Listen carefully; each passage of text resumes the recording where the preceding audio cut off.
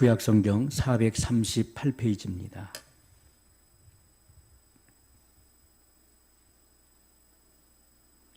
사무엘상 17장 43절로 47절의 말씀을 우리 한 목소리로 같이 읽겠습니다.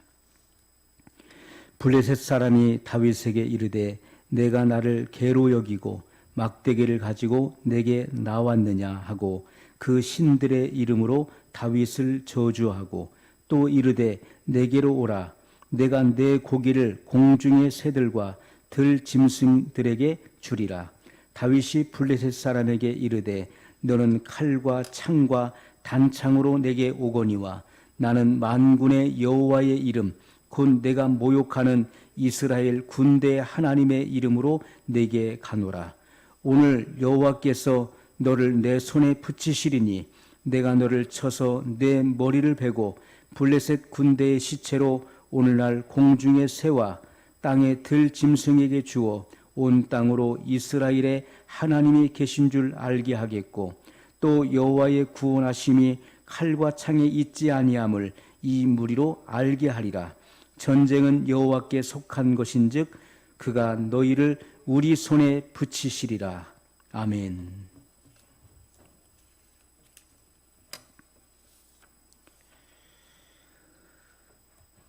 블레셋과 이스라엘 두 나라의 운명을 걸고 군대의 대표자로 맞붙어 싸우려고 하는 골리앗과 다윗은 너무나 대조적인 그런 모습을 우리에게 보여주고 있습니다. 우리가 블레셋의 장수인 골리앗, 그는 누구도 당해낼 수 없는 그런 완전 무장을 갖춘 거인이었습니다. 그는 키가 약 3m 되는 그러한 거구였습니다. 그런데 다윗은 전투에 한 번도 참여해 본 적이 없는 약 16세에서 17세 어린 소년이었고 그는 시골 목동이었습니다. 양을 치는 그러한 목동이었고 그가 가지고 있는 무기는 물매와 물맷돌 5개였다는 것이죠. 자, 골리앗은 그 승리의 비결이 자신의 힘에 있다라고 생각한 사람이었습니다. 내가 승리할 수 있는 비결은 나 자신의 힘에 달려 있다. 그가 가지고 있는 그 육체의 힘을 의지했던 사람이었습니다. 그런데 다윗은 하나님의 능력에 있다라고 생각했던 것이죠. 내가 오늘 승리할 수 있는 그 승리의 비결은 바로 하나님의 이름 그리고 하나님의 능력에 달려 있는 것이다. 그때 골리앗은 자기의 그 신들의 이름으로 다윗을 저주하게 됩니다. 자, 다윗은 어린 소년이었지만은 그의 신앙에 있어서만큼은 강건한 사람이었어요. 여러분, 우리는 항상 강건해야 되는 것입니다. 사랑하는 자여, 내 영혼이 잘됨 같이 범사에 잘되고 강건하기를 내가 간구하노라. 성경에 말씀하고 있는 것처럼 먼저 영혼이 잘돼야 되는 것입니다. 우리가 영적으로 신앙으로 강건함을 얻어야 돼요. 우리가 고린도전서 16장 13절에 보면 깨어 믿음에 굳게 서서 남자답게 강건하여라 이렇게 말씀하고 있어요. 이것은 남자와 여자를 차별하는 말씀이 아니죠. 우리가 남자의 특성은 무엇입니까? 남자는 힘이 세고 용감하고 바로 굳센 것을 상징하는 것이죠. 그러므로 사도 바울은 성령의 감동으로 깨어 믿음에 굳게 서서 남자답게 강건하여라 이렇게 말씀하고 있는 것입니다. 우리가 강건하여라 라고 했을 때 이것은 육체적인 힘을 말하는 것이 아니라 바로 하나님께로부터 오는 영역을 의미하는 것입니다. 신앙의 힘, 영적인 힘을 의미하는 것이죠. 우리는 항상 영역이 충만해야 돼요. 우리는 항상 믿음의 힘이 충만해야 될 것입니다. 육체적인 힘을 의지하는 자는 패할 수밖에 없지만은, 그러나 하나님께로부터 오는 그러한 영역, 하나님이 주시는 힘을 의지하는 사람은 반드시 승리하게 된다는 것입니다. 이 같은 신앙적인 힘을 다윗은 의지했던 것입니다. 골리앗은 사람 보기에는 강한 것 같지만은, 그러나 하나님 보시기에는 약한 자예요. 다윗은 사람 보기에는 빈약하고 약해 보이지만은 하나님 보시기에는 강한 자였다는 것입니다. 자, 다윗이 골리앗과 싸움에 출전하겠다는 그 말이 사울 왕에게 전해지게 됩니다. 내가 저 블레셋의 장수 여호와 하나님, 만군의 여호와의 하나님을 모욕하고 이스라엘의 군대를 모욕하는 저 블레셋 장군과 싸우겠다, 출전하겠다고 하는 그 말을 사울 왕이 듣게 됩니다. 그리고 다윗을 불러서 자세히 물어보게 되지요. 그때 다윗은 담대한 신앙으로 그것을 고백하게 됩니다. 그가 어렸을 때부터 아버지의 양을 치면서 때로는 사자가 자기가 치는 그 양떼를 움켜쥐고 물고 갔을 때 그는 끝까지 추격해서 그 사자의 이빨에서 양을 구출해 왔고 곰의 발톱에서 구출해 낸 그 이야기를 합니다. 그리고 여호와 하나님께서 나와 함께 하심으로 나는 승리할 수 있다라고 하는 것을 고백하게 되지요. 그 신앙의 간증을 하게 됩니다. 자, 그리고 사울 왕이 이 같은 두 나라의 그러한 운명을 걸고 사람을 내어 보내는데, 지금 다윗은 어린 소년이에요.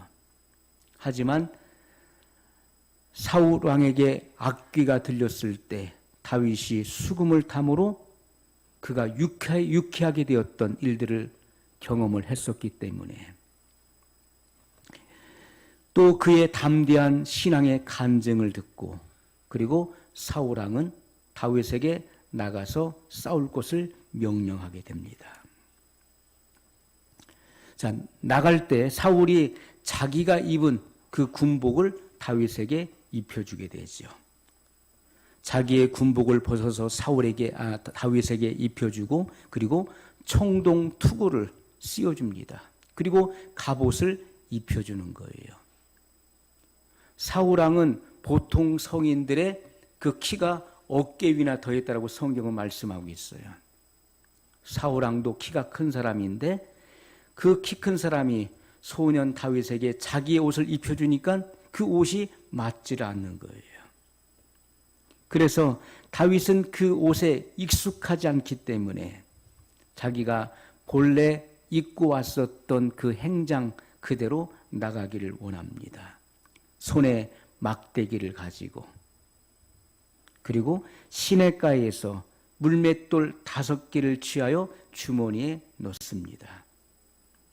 다윗은 조금도 꾸미는 것이 없는 사람이, 꾸밈이 없는 사람, 자기가 가진 본래의 모습 그대로, 그 익숙한 대로 블레셋 장군에게로 나갔다는 것입니다. 여러분, 오늘 우리는 우리의 삶 속에서 늘 익숙한 그런 삶 속에 젖어 삽니다. 그래서 중요한 것은 우리는 우리의 삶 속에서 경건에 이르는 연습을 끊임없이 해야 되는 거예요. 그러므로 목회자는 설교할 때, 또 성도들은 나가서 복음을 증거할 때 남의 듣기에 좋은 말, 남의 귀에 듣기에 좋은 말이나 논리적으로 그 말을 꾸미려고 해서는 안 된다는 것입니다. 반드시 복음의 표준을 전할 수 있어야 돼요. 끊임없이 주님과의 깊은 교제 속에서 얻는 그 영감, 하나님 말씀을 끊임없이 연구하고 탐구하면서 그 말씀을 묵상하면서 얻어지는 그 영감, 복음의 그 표준을 따르는 이 진리를 우리가 증거할 때 듣는 사람으로 하여금 영감을 얻게 할 것입니다. 꾸밈이 없어야 된다는 것이죠. 있는 모습 그대로, 그리고 복음의 표준을 따라서 우리는 증거하는 그런 삶을 살아갈 수 있어야 됩니다. 여러분, 우리가 솔직하고 진실하게 진리를 증거할 때 그것은 듣는 이들의 마음을 움직일 것입니다. 기도와 성령에 익숙한 사람은 곧 그것이 그 사람에게 큰 투구가 되는 거예요.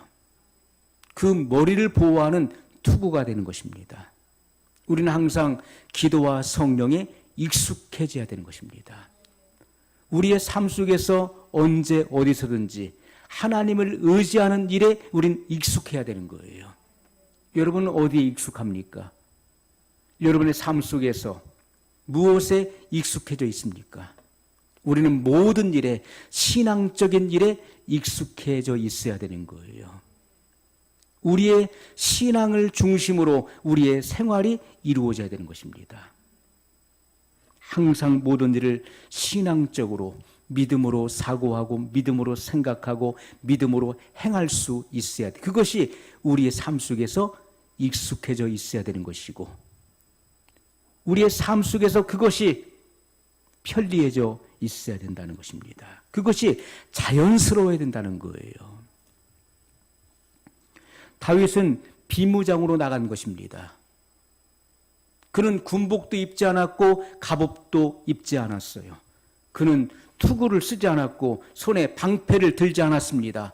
칼이나 창도 들지 않았어요. 그가 지니고 있는 것은 물매와 물맷돌 5개였습니다.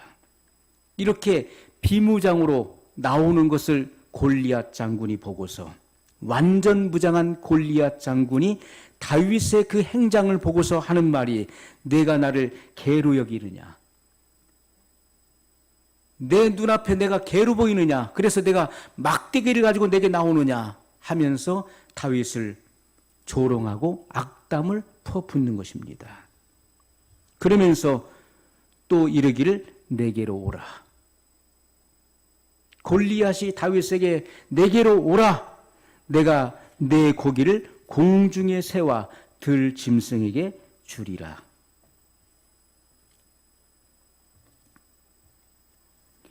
자, 그때 다윗이 45절에 다윗이 블레셋 사람에게 이르되 너는 칼과 창과 단창으로 내게 오거니와 나는 만군의 여호와의 이름 곧 내가 모욕하는 이스라엘 군대의 하나님의 이름으로 내게 가노라. 자, 이렇게 믿음의 선포를 하는 거예요. 이것은 믿음으로 하는 것입니다. 상대가 되지 않는 싸움으로 모든 사람의 눈에 그렇게 비춰지는 거예요. 그때 그 상황과 환경은 비교도 할 수 없는 그런 싸움이었습니다. 그러나 다윗은 46절에 또 이렇게 고백하죠. 이렇게 선포합니다. 오늘 여호와께서 너를 내 손에 붙이시리니 내가 너를 쳐서 내 머리를 베고 블레셋 군대의 시체로 오늘날 공중의 새와 땅의 들 짐승에게 주어 온 땅으로 이스라엘의 하나님이 계신 줄을 알게 하겠고 또 여호와의 구원하심이 칼과 창에 있지 아니함을 이 무리로 알게 하리라. 전쟁은 여호와께 속한 것인즉 그가 너를 우리 손에 붙이시리라. 이렇게 선포하는 것입니다. 여러분, 이것은 다윗의 담대한 신앙 고백입니다. 다윗의 담대한 신앙이 이 언어를 통해서 지금 나타나고 있는 거예요. 그러므로 우리의 이 신앙적 고백, 우리의 이 언어로서 우리의 믿음을 고백하고 그리고 이 우리의 말로서 우리의 믿음을 나타낼 수 있는 거예요.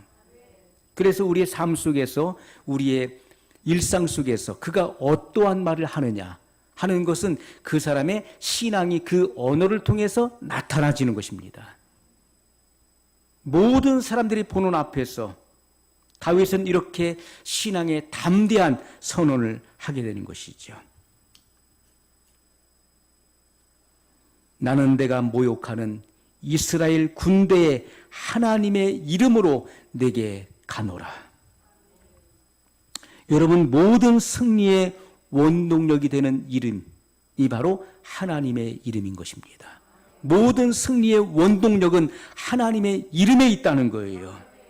이것은 근원적인 이름인 것입니다. 승리의 근원적 이름은 바로 하나님의 이름에 있는 거예요.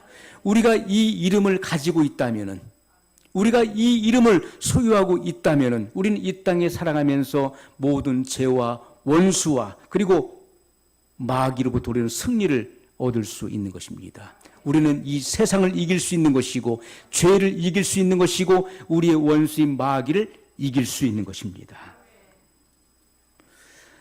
여러분, 사도 베드로도 요한으로 더불어서 안진뱅이를 고칠 때 이렇게 선포했습니다. 은과 금은 내게 없거니와 내게 있는 것으로 내게 주노니 곧 나사렛 예수 그리스도 이름으로 일어나 걸으라. 나사렛 예수 그리스도의 이름으로 일어나 걸으라고 선포했던 것입니다. 그때 안진뱅이가 일어나 걷게 되었어요. 여러분, 우리가 이 땅에 살아가면서 우리에게 돈이 없고 또 명예나 지식이나 그 어떤 세상이 부러워하는 것들을 갖추지 못했다 할지라도 예수 그리스도의 이름을 가지고 있다면은 우리는 언제든지 승리하는 생애를 보낼 수 있는 것입니다. 베드로와 요한이 지니고 있었던 것이 무엇이었습니까? 그들이 무엇을 가지고 세상을 극복했으며 무엇을 가지고 세상을 정복할 수 있었을까요? 그것은 그들의 마음속에는 예수 그리스도의 이름을 가지고 있었다는 것입니다. 그들이 가지고 있었던 유일한 무기는 바로 예수 그리스도의 이름이에요. 그 이름은 세상을 이기는 이름인 것입니다. 여러분, 다윗이 블레셋 골리앗에게 나갈 때 주머니에서 돌을 꺼내어 물매로 던졌어요. 자, 물매에는 끈이 있죠. 그리고 거기에 돌을 감는 것입니다. 감어요. 그래서 그것을 돌려서 던지는 거예요. 자, 다윗이 주머니에서 돌을 꺼내어 물맷돌 하나를 꺼내어서 그 물매로 골리앗에게 던졌어요. 그러는데 이 돌이 골리앗 장군의 이마에 맞았어요. 그리고 그는 꼬꾸라져 죽게 됩니다. 다윗의 신앙대로 된 것입니다. 다윗의 믿음의 선포대로 된 거예요. 여호와께서 사람을 구원하심이 칼과 창으로 하심이 아닌 줄을 모든 사람에게 알게 하겠다. 다윗의 그 믿음의 선포대로 그 일이 이루어진 것입니다. 여러분, 오늘날도 세상을 이기는 자가 누굽니까? 누가 과연 세상을 이기는 사람입니까? 그것은 예수 그리스도를 하나님의 아들로 믿는 자가 아닌가? 성경은 이렇게 말씀하고 있는 것입니다. 요한일서 5장 4절로 5절에 대저 하나님께로서 난 자마다 세상을 이기느니라. 하나님께로서 났다는 것은 거듭남을 의미하는 것이죠. 하나님의 자녀가 된 사람들만이 세상을 이길 수 있다는 것을 분명히 말씀하고 있어요. 세상을 이김은 이것이니 우리의 믿음이니라. 믿음이 없는 사람은요, 세상으로부터 오는 압력과 그리고 어려움과 문제를 극복할 수가 없는 것입니다. 오직 믿음만이 모든 문제를 돌파할 수 있는 것입니다. 오직 믿음으로만이 세상을 극복하고 이길 수 있는 거예요. 예수께서 하나님의 아들이심을 믿는 자가 아니면 세상을 이기는 자가 누구뇨? 이렇게 말씀하고 있어요. 그러므로 여러분, 골리앗은 마귀의 그림자인 것입니다. 골리앗은 마귀를 상징하는 거예요. 골리앗은 마귀의 그림자가 되는 것입니다. 마귀가 아무리 위험 있는 모습을 가지고 두려운 그런 모양으로 나타난다 할지라도, 그리고 우리를 위협한다 할지라도, 여러분, 마귀로 상징되어 있는 골리앗은 덩치가 컸습니다. 키가 큰 거인이, 그는 완전 무장, 빈틈이 없었습니다. 마귀는 이렇게 위협적인 존재로 우리에게 다가오고 우리에게 무서움과 공포를 조장합니다. 우리를 삼키려고 한다 할지라도 사도 요한을 통해서 주님께서 기록하시기를, 요한일서 4장 4절에 자녀들아 너희는 하나님께 속하였고 또 저희를 이기었나니 이는 너희 안에 계신 이가 세상에 있는 이보다 크심이라, 이렇게 말씀했어요. 여러분, 먼저 우리는 우리의 소속이 어디에 있는가를 생각해 봐야 돼요. 나는 어디에 소속되어 있는 자인가? 나는 세상에 소속되어 있는 자인가, 아니면 하나님께 소속이 있는가를 생각해 봐야 돼요. 자녀들아 너희는 하나님께 속하였고, 거듭난 모든 성도들은 그 소속이 하나님께 있는 것입니다. 자녀들아 너희는 하나님께 속하였고 또 저희를 이기었나니, 저가 누굽니까? 바로 마귀죠. 우리는 마귀를 이기고 죄를 이기고 그리고 세상을 이기는 자인 것입니다. 이는 너희 안에 계신 이가 세상에 있는 이보다 크심이라. 우리 안에 계신 분이 누구십니까? 성령 하나님이시죠. 성령 하나님께서 믿는 자 안에 계시기 때문에 우리는 이 사람을 두렵게 하는 마귀를 이길 수 있다는 것입니다. 왜요? 내 안에 계신 이가 세상에 있는 이, 바로 마귀보다 더 크시기 때문에 우리는 이길 수 있다는 것을 분명히 말씀하고 있어요. 요한일서 4장 5절에 저희는 세상에 속한 고로 세상에 속한 말을 하매 세상이 저희 말을 듣느니라. 세상에 속한 자들은 그들끼리 서로 주파수가 맞는 것입니다. 채널이 맞는 거예요.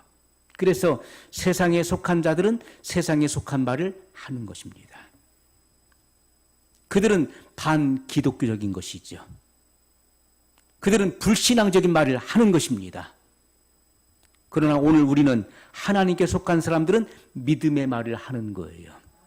세상이 어찌 되었든 우리는 믿음의 말을 하는 것입니다. 그것이 우리에게 주파수가 맞는 거예요. 우리의 채널은 동일한 것입니다. 하나님께 속한 자들은 오직 믿음의 말을 하는 것입니다. 여호수아와 갈렙이 믿음의 말을 했었던 것처럼, 그러나 열 정탐꾼은 동일한 것을 보았음에도 불구하고 그들은 불신앙의 말을 해서 이스라엘 백성들로 하여금 혼동되게 만들었고 두려움에 떨게 만들었습니다. 여러분, 우리의 소속이 중요한 것입니다. 하나님께 속한 사람은 진리의 말씀을 듣는 것입니다. 항상 진리의 귀를 기울이는 거예요.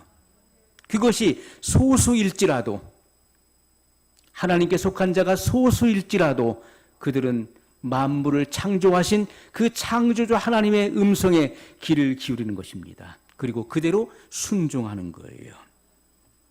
그러나 세상에 속한 자는 마귀의 말을 듣는 것입니다. 신앙을 가진 다윗의 눈에 비춰진 골리앗은 어떤 모습이었을까요? 신앙을 가지고 있었던 다윗은 어린 소년이었지만은 그의 눈에 비춰진 그 거구였었던 골리앗 장군은 무서워서 짖는 개와 같이 보인 것입니다. 개가 왜 짖어댑니까? 그것은 무섭기 때문에, 두려워서 짖는 거예요. 다윗의 눈에는 골리앗이 무서워서 짖는 개처럼 보였던 것입니다. 여러분, 우리를 대적할 자가 누굽니까? 누가 우리를 대적합니까? 오늘 우리는 예수 그리스도의 이름으로 세상과 죄악과 그리고 마귀를 쳐서 이기고도 남음이 있는 것입니다. 로마서 8장 37절에 그러나 이 모든 일에 우리를 사랑하시는 이로 말미암아 우리가 넉넉히 이기느니라. 우리를 사랑하시는 이로 말미암아 우리가 넉넉히 이기느니라.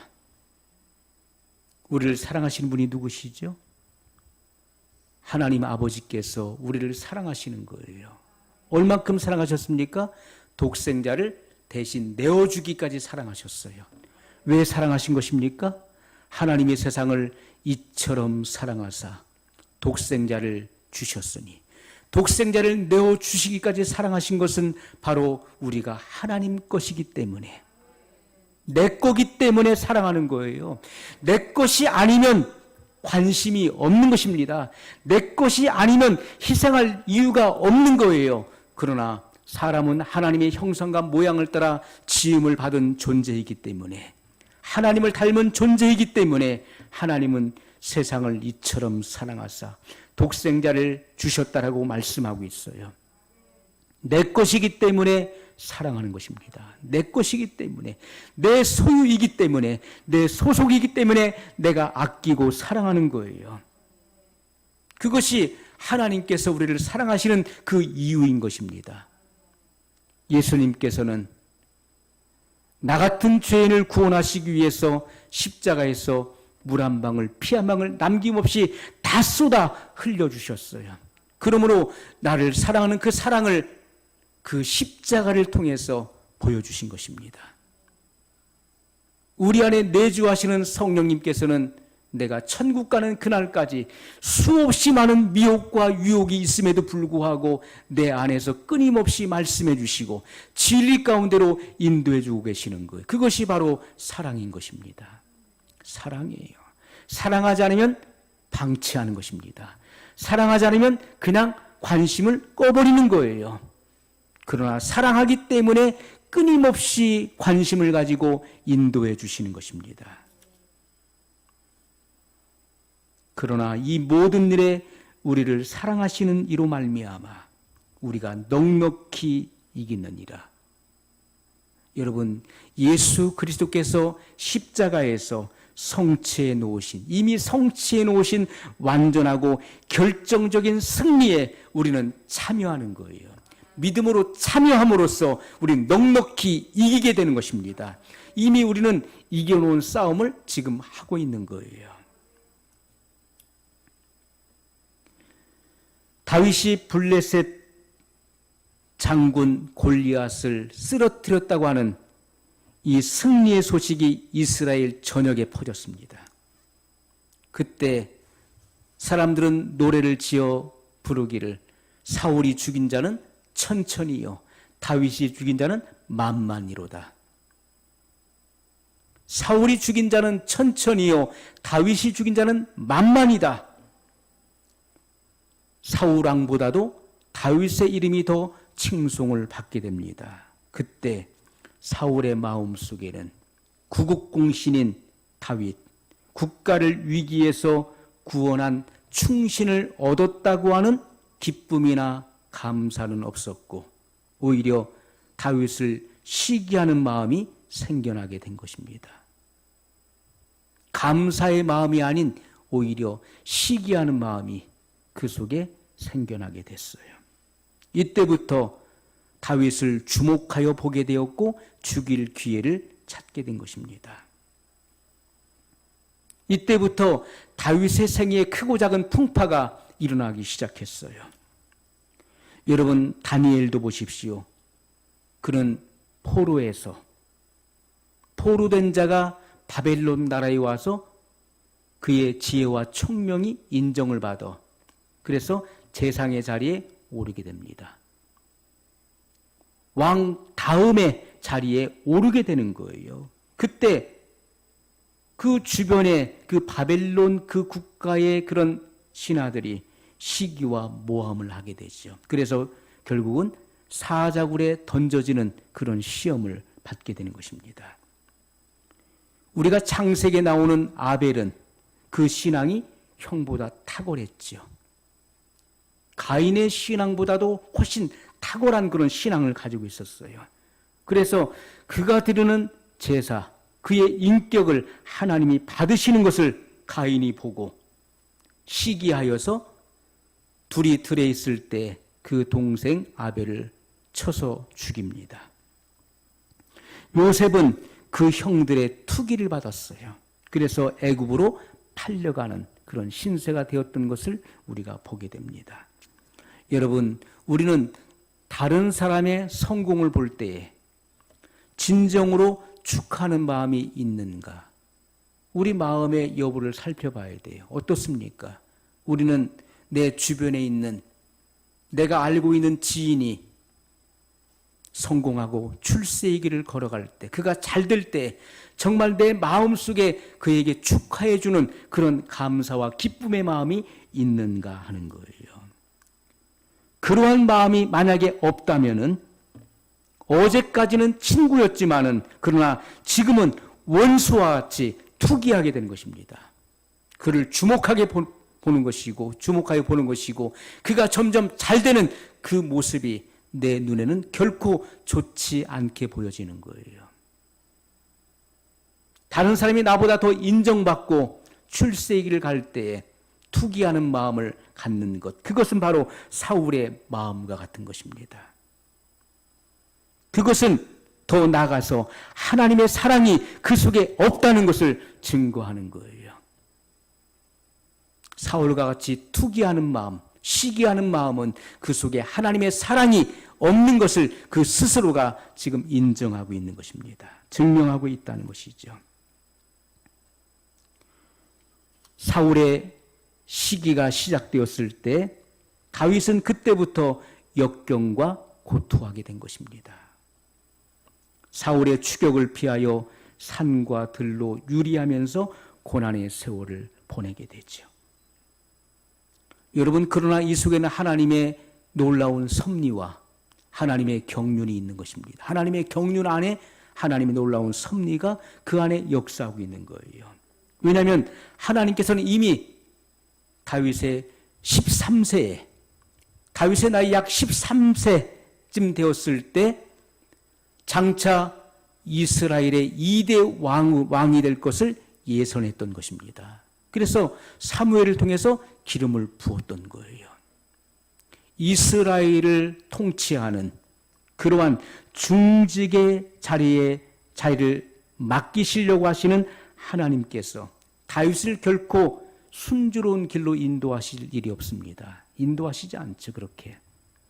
그냥 순탄하게, 순조롭게 그렇게 가게 하시지 않는다는 것입니다.